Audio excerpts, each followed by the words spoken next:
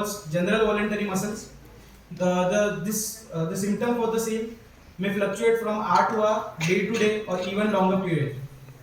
It is said that it is provoked by exertion, temperature extremities, infection, and excitement. So now we'll see the diagnosis or the diagnosis method used. So there are majorly three diagnostic processes or tests.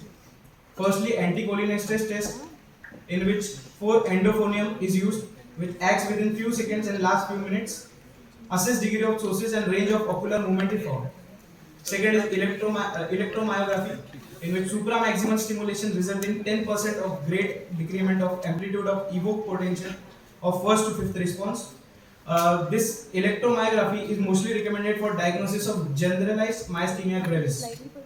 Third is and last is blood test, which is commonly positive in all adults with moderate to severe myasthenia gravis. Now let's see the treatment for the same. So the treatments includes 4 to 5 basic treatments, that is anticholinesterase, which is an enzyme useful in all form of diseases. Thymectomy, which is the removal of thymus gland.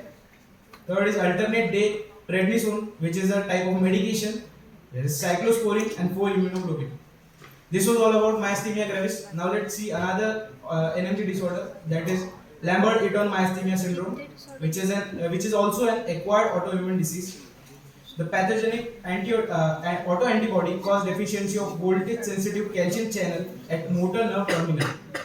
It majorly occurs in patients greater than 40 years old, in which 70% are men and 30% women have associated carcinoma, which is basically associated with the small cell of lungs.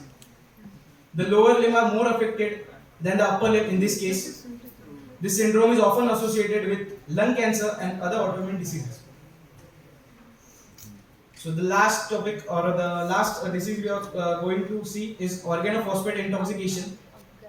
This disease is not concluded in a book or it is not given in the item, but still I have included this.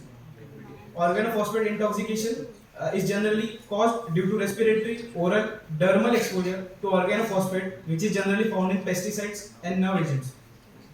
So this is also known as organophosphate poisoning generally, and it is irreversibly inhibits cholinesterase at the nerve synapse. Alteration in sensorium, convulsion, coma, severe cramps, fasciculation, muscle weakness from depolarization is observed here. Thank you guys for listening so attentively.